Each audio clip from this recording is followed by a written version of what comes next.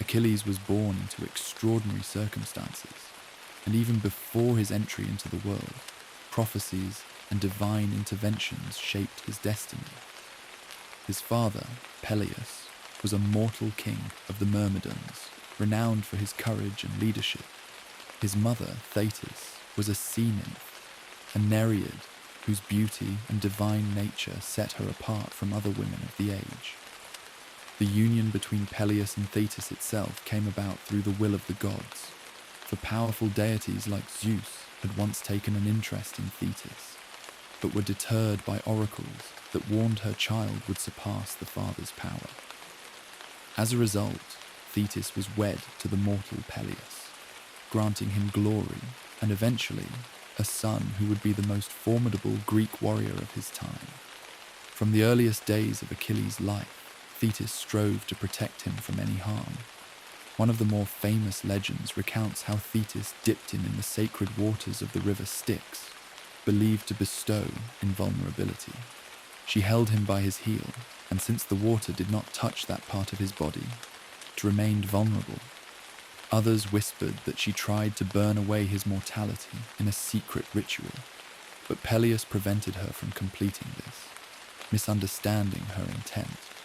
Regardless of the method, the result was that Achilles grew to be nearly invincible in battle, except for that one small, fateful spot on his heel. Meanwhile, on the plains and shores of Asia Minor, an old feud was building. The city, known as Ilium or Troy, prospered under King Priam's rule. The people of Troy were bold and enterprising, famous for the strong walls of their city and for the many allied territories that supported them. For years, the Trojans and the Greeks, whom Homer calls the Achaeans, had maintained a tense relationship marked by raids or skirmishes. Yet neither side had undertaken a grand campaign that would settle their differences once and for all. That changed dramatically when Priam's son, Paris, visited Sparta in Greece. Paris became the guest of King Menelaus, who ruled over several cities in Sparta. Menelaus treated him with the utmost hospitality, as was customary under the sacred laws of Xenia, which demanded kindness to travelers. Yet Paris repaid this generosity with betrayal by persuading Menelaus' wife, the beautiful Helen, to flee with him to Troy. Furious at this dishonor, Menelaus enlisted the help of his brother Agamemnon, the powerful ruler of Mycenae, as well as other Achaean princes. Together, they prepared to sail for Troy and avenge the insult, for losing Helen was not merely a personal slight. It was a violation that undermined the entire system of guest friendship. In assembling the forces, they summoned the greatest heroes of Greece: Nestor, an aged but wise leader from Pylos, and Odysseus, the clever king of Ithaca, traveled far and wide to recruit all who might support the Greek cause. They even journeyed to the court of Peleus in Thessaly. There they sought the young Achilles, who was already reputed to be the strongest among mortal warriors. The prophecy of Calchas, a prominent seer, declared that Troy would not fall unless Achilles joined the battle. Although Thetis, deeply aware of the fate that awaited her son, tried to hide him among the daughters of King Lycomedes on the island of Scyros, Odysseus exposed Achilles by displaying weapons. Achilles, unable to resist the war gear, revealed himself and agreed to sail for Troy in search of undying glory.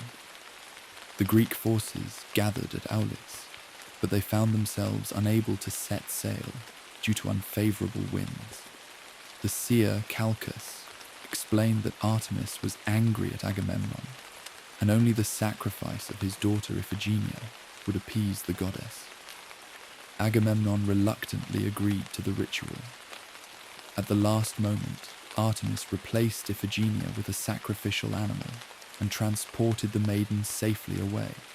But the trauma of that event left a shadow over the entire expedition. As soon as the goddess was placated, the winds shifted. The ships launched, row upon row, crossing the Aegean Sea toward the coast of Troy. Upon landing, the Greeks carried out raids on nearby islands and cities loyal to Troy. They burned villages, slew men who resisted, and took women, including some of noble birth, as war prizes. Achilles, commanding his myrmidons, captured numerous settlements near Troy. 12 cities by sea and 11 by land came under Achilles' might, adding to his reputation and his fortune. During these raids, Achilles seized the maiden Briseis, whom he grew fond of. Meanwhile, Agamemnon claimed a woman named Chryseis, daughter of a priest of Apollo. This seemingly small detail would soon lead to a grave internal conflict among the Achaean ranks. For a time, the war settled into a stalemate of raids and skirmishes, with the Trojans sheltering behind their walls. The Greeks set up their camp along the shoreline, complete with ships pulled onto the beaches. In the 10th year of the siege, a plague ravaged the Greek camp.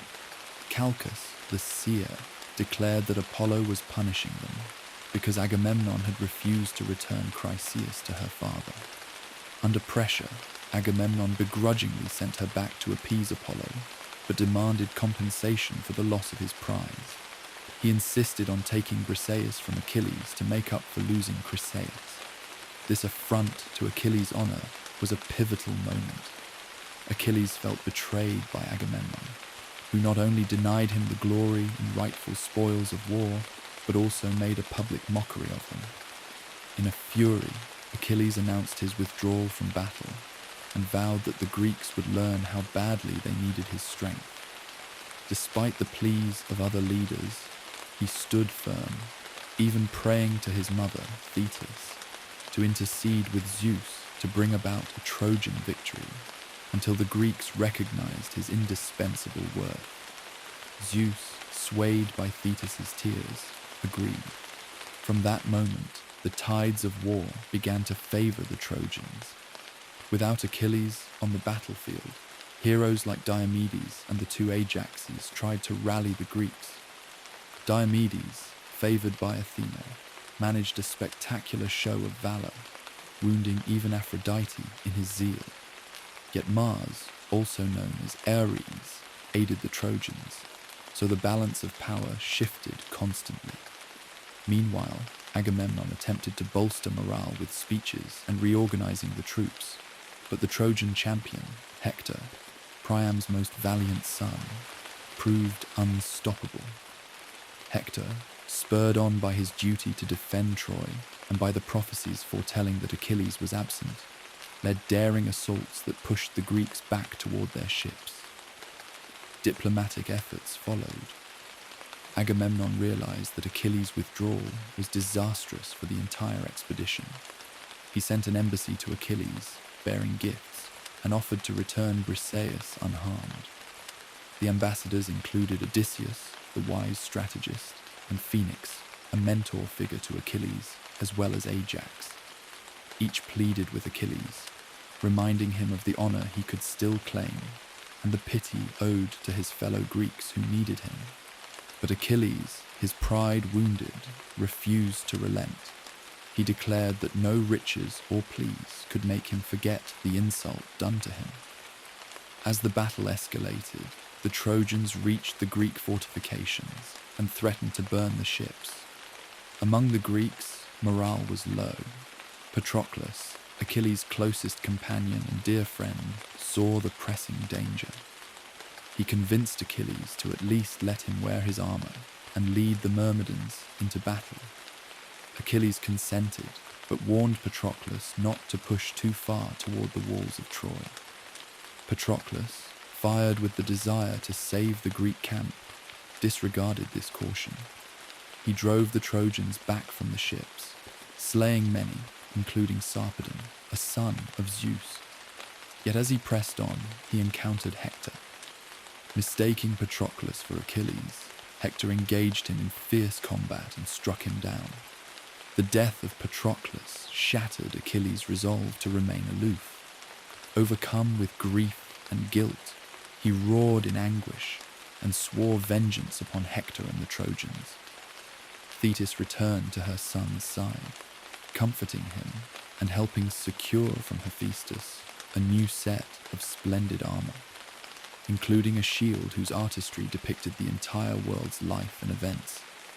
The presence of this new armor rekindled Achilles' desire for combat, though Thetis lamented that once he killed Hector, the path of fate that led to his own death would become unstoppable. Still, Achilles could not be deterred. When Achilles stepped onto the battlefield once more, the effect was immediate and devastating for the Trojans. Some fled at the mere sight of him. For Achilles, aflame with wrath, seemed more god than man. He carved a bloody path among them, slaughtering many Trojan warriors who sought to block his way. Even the river Scamander, clogged with bodies, rose up against him in disgust. Achilles battled the raging waters, and only the intervention of the gods stopped the river from drowning him in a furious torrent. In the final confrontation with Hector, Achilles chased him 3 times around the city walls. Hector, knowing that the protective power of the gods had waned, resolved to stand and fight rather than face shame. With a cunning feint, Achilles struck Hector with his spear. Mortally wounded, Hector asked Achilles to return his body to his father Priam for a proper funeral. Achilles, overcome by rage and the memory of Patroclus' death, refused. He fastened Hector's body to his chariot and dragged it around the walls of Troy, a gesture of revenge that horrified Greeks and Trojans alike, as it violated the sacred customs of respecting the dead. Despite his fury, Achilles still honored Patroclus with lavish funeral rites. Great games were held, featuring chariot races, boxing, wrestling, and other contests. Achilles presided over them, distributing valuable prizes to the victors. However, his hatred toward Hector had not subsided, and he continued to desecrate Hector's corpse until the gods, displeased by this extreme cruelty, decided the body must be ransomed. Priam himself, guided by Hermes, bravely ventured into the Greek camp by night. Entering Achilles' tent, Priam knelt and kissed the hands of the man who had killed so many of his sons. Moved by the old king's grief and reminded of his own father, Achilles relented. He returned Hector's body to Priam, who bore it back to Troy for a solemn funeral. For a time, the fighting paused to allow the Trojans to mourn their fallen hero. Though the Iliad ends with Hector's funeral, the war continued, and so did Achilles' story in other accounts. Among the allies who arrived to aid Troy were the fierce Amazon warriors, led by their queen, Penthesilea. Described as exceptional fighters, the Amazons prided themselves on matching men in combat. Achilles confronted Penthesilea and, despite her valor, overpowered and killed her. Some accounts suggest he felt a pang of regret upon removing her helmet and seeing her striking beauty, while others simply emphasize the unstoppable nature of his fury, dulled only by fleeting compassion. Not long afterward, Memnon, the son of Eos, the Dawn, arrived with an army of Ethiopians to bolster Troy's defenses. Memnon was known for his prowess and also had the favor of the gods, much like Achilles. In a grand duel, Achilles again triumphed. Observers said Memnon's mother, Eos, wept tears that turned to morning dew at the death of her son. By this point, Achilles had slain some of the most remarkable warriors Troy could muster, but fate was closing in. The final blow came from Paris, who remained a less celebrated fighter than Hector or others, but who possessed the bow that would fulfill Apollo's designs.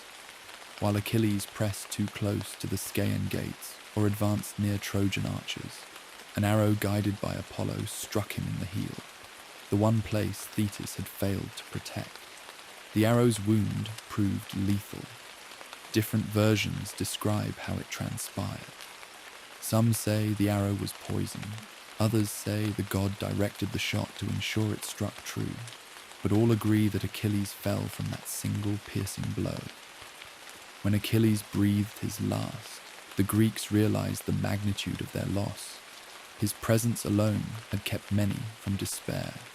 A great struggle arose over his body as the Trojans attempted to seize it, hoping to deny the Greeks their chance at funeral rites. Yet Odysseus and Ajax the Greater fought to protect Achilles' remains and successfully carried him back to the ships. The funeral that followed was said to be as grand as any hero had received. A massive pyre was built, and upon it they laid Achilles with due honor. The Greeks held funeral games in his memory, echoing those Achilles himself had arranged for Patroclus. Chariot racing, foot races, boxing, and other contests commemorated the fallen hero's greatness. These games also marked the beginning of another conflict among the Greeks, the contest for Achilles' divine armor, forged by Hephaestus. Both Odysseus and Ajax claimed they deserved the armor. Odysseus argued it was his cunning that turned the tide of many battles, while Ajax boasted his raw strength and steadfast defense of the ships. In some traditions, the Greeks decided to let Trojan prisoners judge who had done more harm to Troy. Most of them answered in favor of Odysseus, impressed by his deceptions and cunning. Ajax was driven to madness by this outcome and, in some versions, took his own life. Thus, Achilles' legacy influenced even those who survived him, shaping the final phase of the war and sowing discord among the Greek ranks.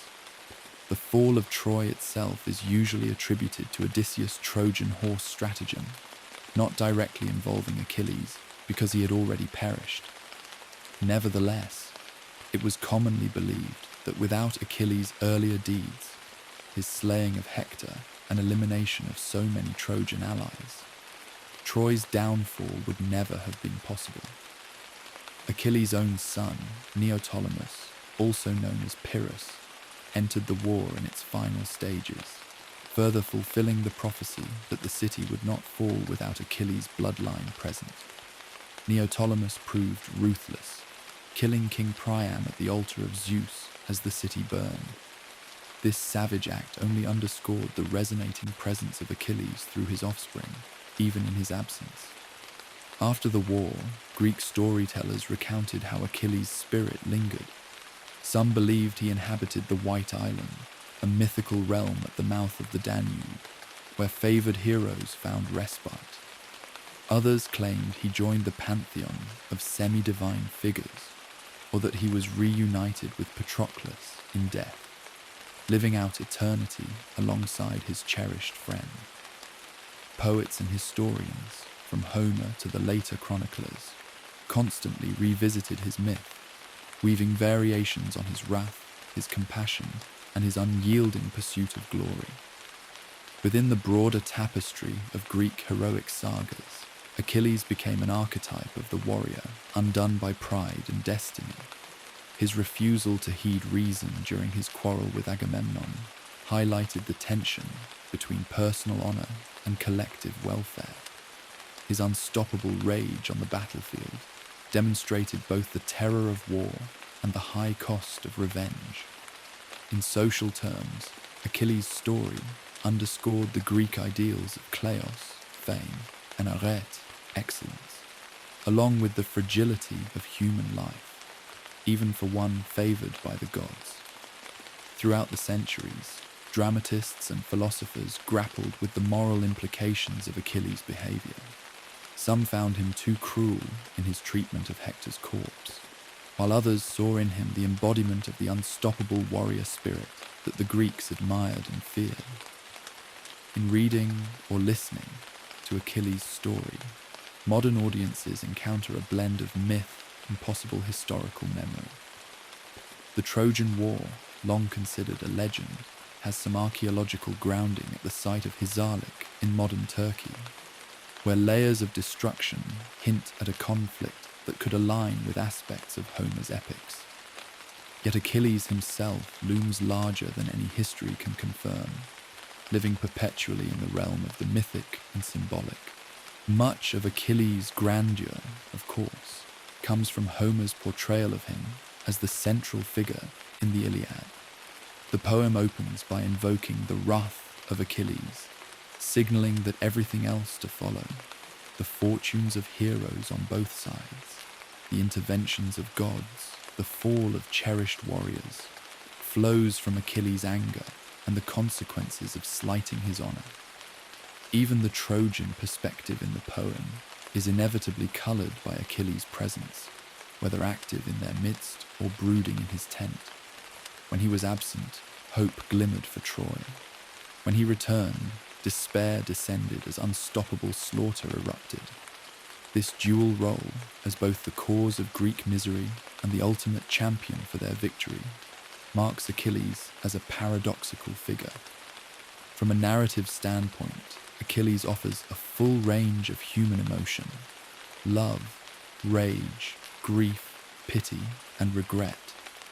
His bond with Patroclus is often cited as one of the most intense relationships in Greek lore, stirring speculation about the nature of their companionship. When Patroclus dies, Achilles laments in a heartbreaking manner that reveals the depth of that bond, surpassing the typical camaraderie of warriors. The gods, too, are oddly fascinated by Achilles, a mortal who can nearly challenge them.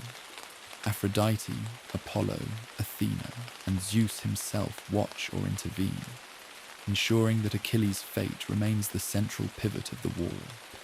Another striking aspect of Achilles' depiction is the tension between personal choice and predestined outcome. Thetis warns him that if he fights at Troy, he will die young, yet achieve eternal fame. If he remains at home, his name will fade into obscurity, but he will live a long and uneventful life. Achilles chooses glory, knowing full well the cost. Even as the tragedy of that path unfolds, he never shows serious remorse for picking a short, heroic existence. It is this acceptance that sets him apart from many other warriors who cling to life. Achilles sees immortality in the memory of heroic acts, a concept that enthralled ancient Greek audiences and continues to resonate. Also noteworthy is Achilles' capacity for empathy, which emerges in moments like his final encounter with Priam. Despite the savage acts he commits, Achilles is not devoid of compassion. Priam's appeal, reminding Achilles of Peleus, stirs something within him. This reflects a broader motif. Achilles is the extreme case of both fury and mercy. In so many retellings, he kills savagely, yet offers profound kindness upon reflection, as though the violent impetus within him yields at intervals to glimpses of humanity. That complexity has kept him relevant through millennia, as moralists, authors, and artists grapple with the nature of Achilles as a character who is simultaneously monstrous and noble. From the vantage point of the Trojans, Achilles is the embodiment of doom, an unbeatable machine of war that no mortal hero, not even Hector, can best. One can see why they place their final desperate hopes in outside aid, such as the Amazons or Memnon. Still, Achilles ends their aspirations until at last a divine will orchestrates his death. Paris, a man often viewed with contempt by his own peers for having ignited the war in the first place, thus becomes the agent of Achilles' downfall, guided by Apollo's guiding hand. This twist underscores the role of the gods. No matter how mighty a human might be, the immortals, or fate itself, can tip the scales in a single moment. Following Achilles' death, the Trojan War soon draws to a close. The Greeks deploy deceit with the Trojan horse, an Odyssean scheme that outwits the defenders of Troy. Still, the memory of Achilles weighs heavily, for many believe that the city might have withstood much longer, or perhaps never have fallen, had Achilles not shattered its heroes and morale. In the aftermath, some Greeks return home triumphant, though many face their own tragedies. Achilles' boy, Neoptolemus, emerges from the conflict with the same resoluteness that defined his father, albeit without Achilles' particular brand of passionate intensity. Despite the war's ending, the story of Achilles does not recede into silence. His example stands at the heart of Greek storytelling. Bards sing of his anger and might. Philosophers explore his illusions regarding mortality and destiny. Later, historians attempt to piece together whether a real Achilles might have existed, or if he was a purely mythic figure, symbolic of unstoppable martial prowess. Mythographers link him to various lineages of heroes, place him in genealogies, or imagine him in the Isles of the Blessed, feasting alongside other demigods. In early Christian eras, writers used Achilles as an example of pagan virtue overshadowed by cruelty, reminding readers of how Greek ideals could clash with newer moral teachings. Yet, across centuries, the fascination endures. Modern retellings, be they novels or films, often highlight the dramatic arc of Achilles, from unstoppable champion to wounded and vengeful outcast, from a man who scorns the appeals of his fellow Greeks, to one who weeps at the passing of a beloved friend, from a hero who desecrates the corpse of his enemy, to one who shows compassion to an aged father. It is a tale that resonates with audiences, because it portrays the extremes of human behavior within a single figure. Achilles, in that sense, is a condensed representation of the heroic age. Unparalleled might, tempestuous emotions, unwavering pursuit of glory, and a fate that underscores the fragile boundary between gods and mortals.